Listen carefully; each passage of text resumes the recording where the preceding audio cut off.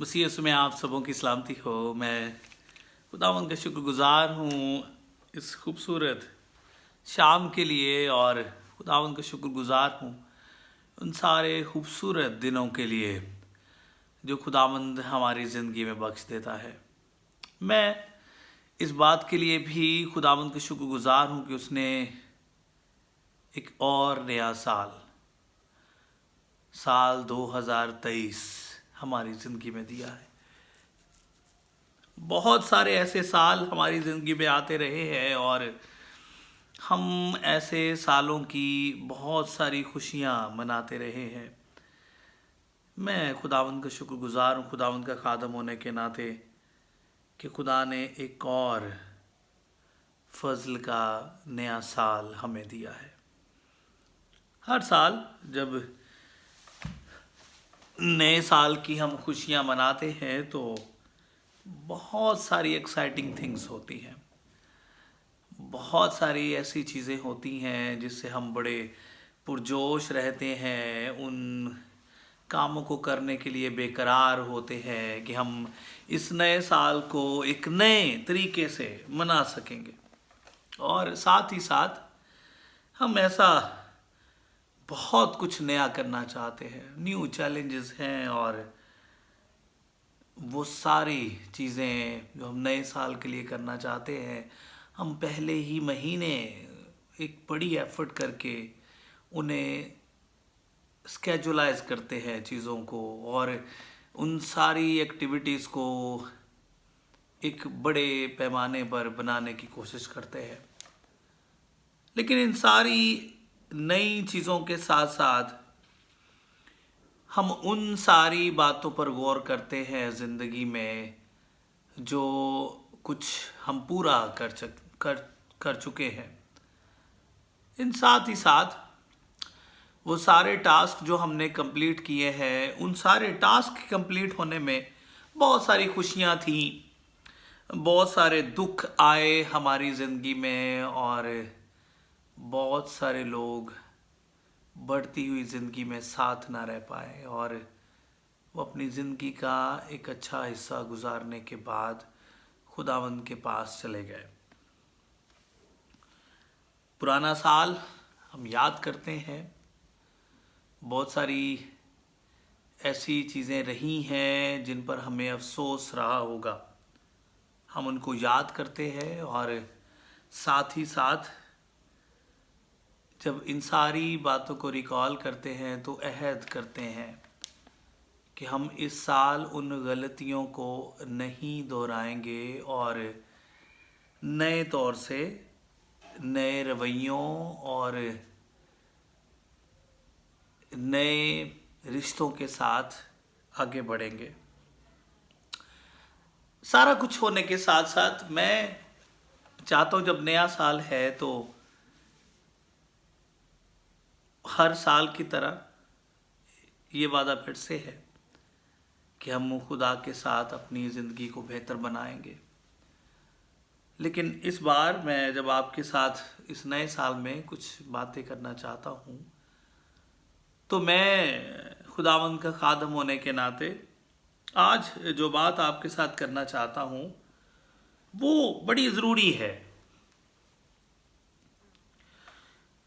जब खुदा ने हमें फजल का एक नया साल दे दिया है, उस नए साल की खुशियाँ बख्श दी हैं, तो हमें सोचना है कि हम खुदा के साथ जब रिश्ता रखेंगे तो वो कैसा होगा। मैं आज यीशु मसीह की एक तमसील आपसे बांटना चाहता हूँ। तमसील जो है वो इस तरह से है कि यीशु मसीह बातें करते हुए अपने शागिर्दों से कहते हैं कि एक पाकिस्तान में एक अंजीर का दरख्त था, वो किसी ने लगाया,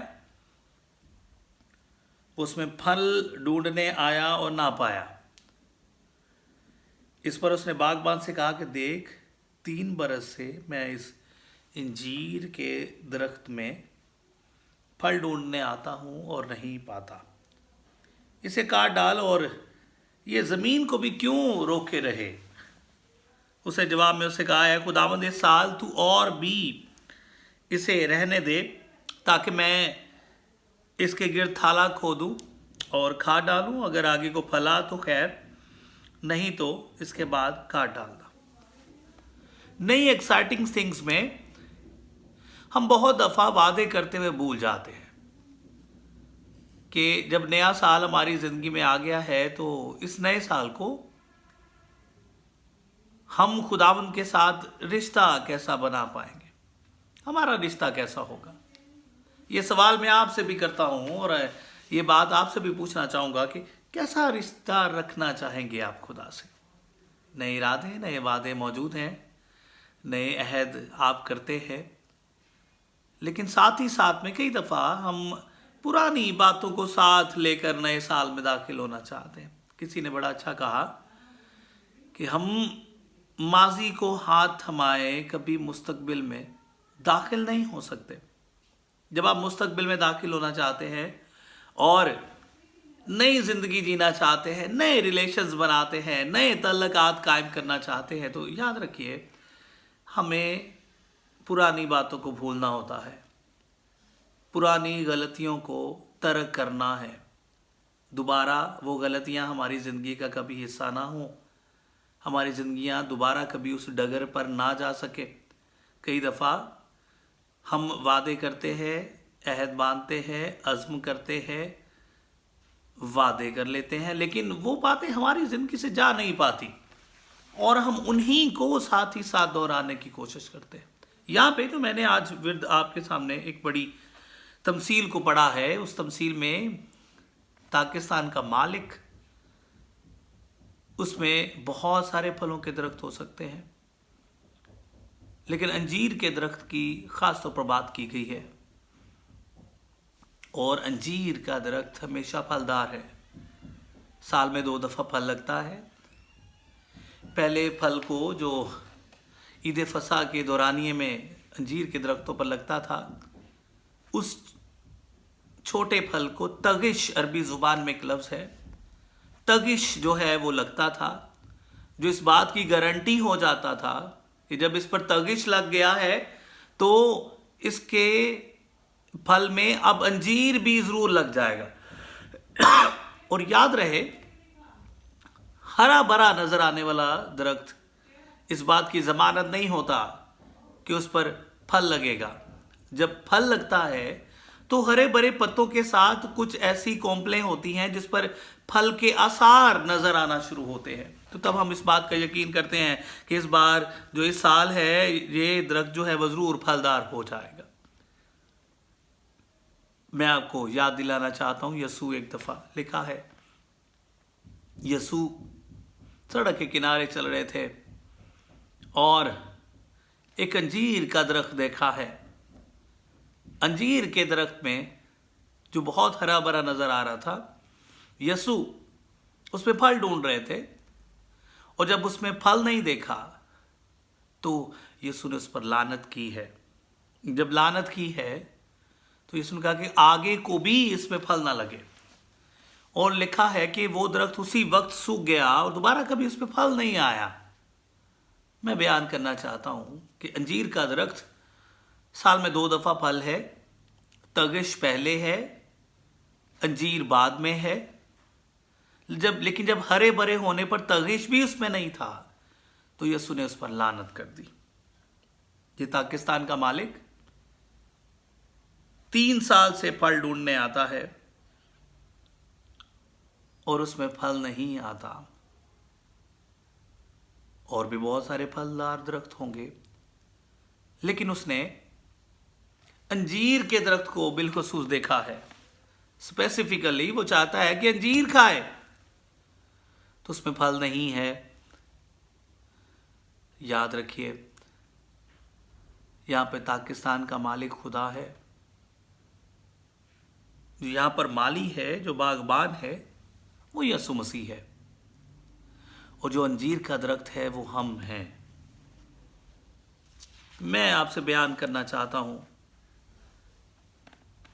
मालिक है, वो अपने पाकिस्तान के साथ कुछ भी कर सकता है। उसकी पोजीशन को अच्छा बनाने के लिए वो बागबान को अच्छे से इंस्ट्रक्शंस दे सकता है। वो यही करने आया और फल नहीं देखा। मैं आपसे भी ये सवाल करता हूँ, एक नया साल तो आ गया है, लेकिन आपकी ज़िंदगी पिछले सालों में कितनी फलदार रही है? आप कितने फलदार रहे? कितना फल ला पाए? आप कितने मजबूत रहे? आपके ईमान की हालत कितनी बेहतरीन थी? आप ईमान में कितना आगे बढ़ सके हैं? ये एक बड़ा सवाल है और हमें ये अपने आप में सोचना है कि हम अपनी ज़िंदगी में कितना आगे बढ़ सके हैं। और तो मैं एक और चीज़ आपसे जो बयान करना चाहता हूँ कि मालिक नाराज़ हो सकता है। जब हम ईमान रखते हैं कि हम खुदा के हाथ की कारीगरी हैं, तो इस बात से हम इनकार नहीं कर सकते, कहीं भी किसी भी तरह से हम इस बात से इनकार नहीं कर सकते। जब खुदा हमारा मालिक है, हम उसके हाथ की कारीगरी हैं, तो वो चाहता है कि हम फल लाएं। यूहन्ना के इंजीली बयान के 15वें बाब की 16वीं आयत में लिखा है, तुमने मुझे नहीं चुना बल्कि मैंने तुम्हें चुना और मुकर्रर किया कि फल लाओ। फिर लिखा है, मेरे बाप से जो कुछ मेरे नाम से मांगोगे वो तुम्हें मिल जाएगा। मैं आपसे बयान करना चाहता हूं, खुदा चाहता है कि हम फलदार लाएं, फलदार दरख्त बने। और जब उसने हमें चुन लिया है, जब हम उसकी पाकिस्तान के दरख्त, अंजीर के दरख्त बन गए हैं, तो अंजीर का दरख्त फलदार ही मालिक को पसंद आएगा। इस नए साल में मैं कहता हूं कि खुदावंद ने आपको चुन लिया है। वो आपको आगे बढ़ता हुआ देखना चाहता है। वो चाहता है आपकी जिंदगी आगे बढ़े। क्यों? क्योंकि वो किसी की हलाकत नहीं चाहता। बाइबल मुकद्दस में लिखा है, वो किसी की हलाकत नहीं चाहता। वो चाहता है कि सबकी तौबा तक नौबत पहुंचे। तो ये सवाल जो आपके सामने है, इस पर गौर कीजिए। नए चैलेंजेस में आगे बढ़ना जरूरी है, नए टास्क सेट करना जरूरी है, लेकिन जब आप एक अच्छा रिलेशनशिप खुदावंद के साथ बिल्ड करने जा रहे हैं, तो आप कितने फलदार हो जाएंगे, आपके जिंदगी में कितना फल होना जरूरी है। और वो क्या सबब है कि मालिक इस अंजीर के दरख्त को लगा रहने दे।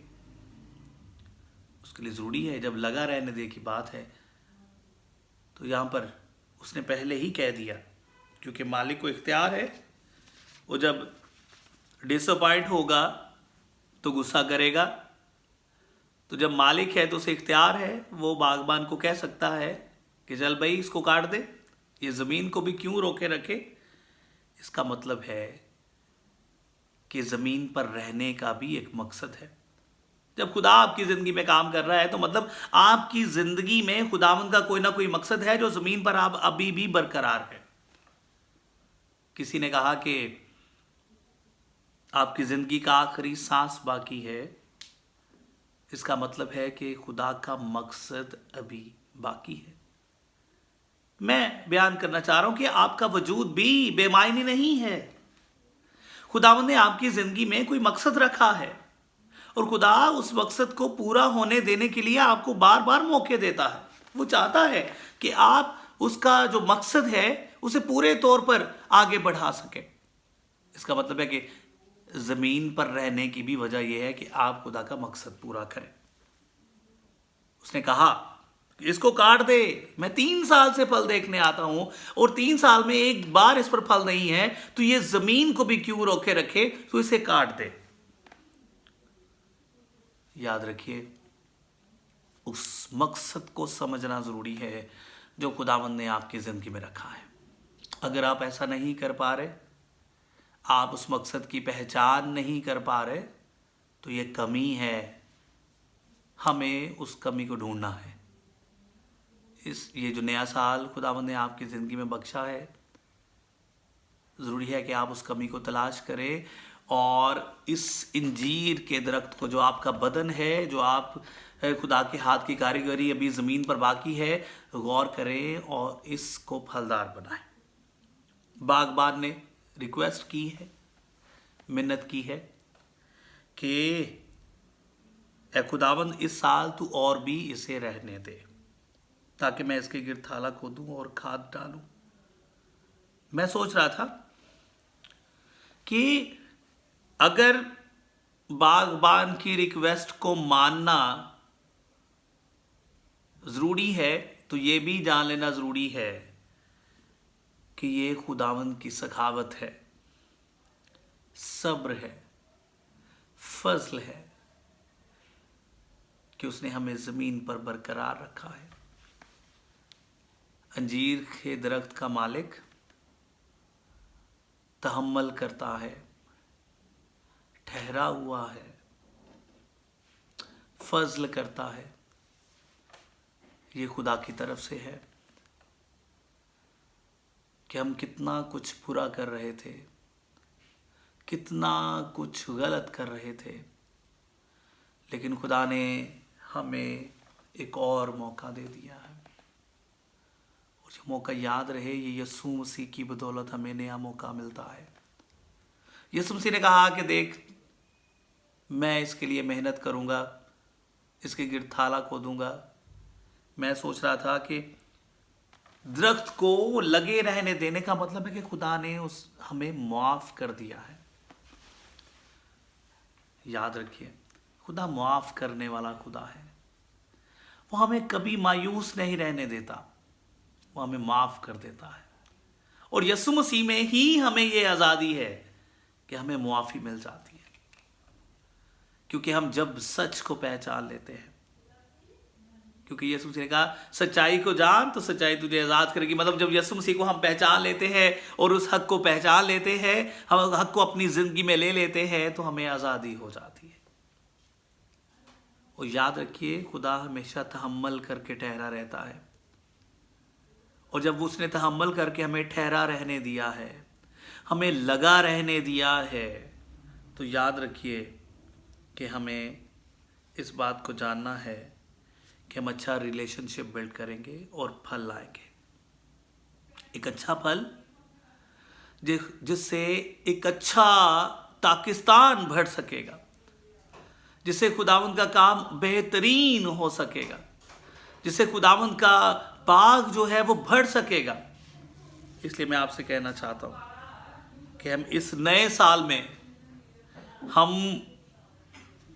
मसीह में बढ़ेंगे, मजबूत बनेंगे, जड़ पकड़ते जाएंगे और अपनी ज़िंदगी को खुदावंद के मुकद्दस और अजीम हाथों में दे देंगे। याद रखिए, मसीह यीशु में खुदावंद ने हमें माफ़ किया है, क्योंकि यीशु मसीह ने हमारे भद्दे गुनाहों के लिए अपना खून बहा के हमें निजात बख्शी है। बाइबल मुकद्दस कहती है, हमारे नेक काम भी उसके सामने बुरी धज्जियों की मानत है। इसका मतलब है कि हम इस लायक ना थे, यीशु मसीह ने हम पर रहम किया और बाप ने इस बड़े काम को किया और हमें एक दफ़ा फिर रहने दिया है, बरकरार रखा है। तो मैं खुदावंद का खादम होने के नाते आपसे कहना चाहता हूँ, इस सखावत और मेहरबानी के मौके को जो खुदावंद ने हमें दिया है, इसको जाने ना दीजिए। इस नए साल में खुदावंद का काम करिए। किसी भी तरह से आप खुदावंद में जड़ पकड़ते हुए मजबूत हो जाइए। कोई मसीह की हकारत आपकी किरदार की वजह से ना कर पाए। अच्छा फलदार मसीही होना सबसे बड़ी जिम्मेदारी है, तभी हम खुदावंद के बेटे और बेटियां बन सकते हैं। खुदावंद इस कलाम के वसीला से आप सबों को बरकत दे। आमीन।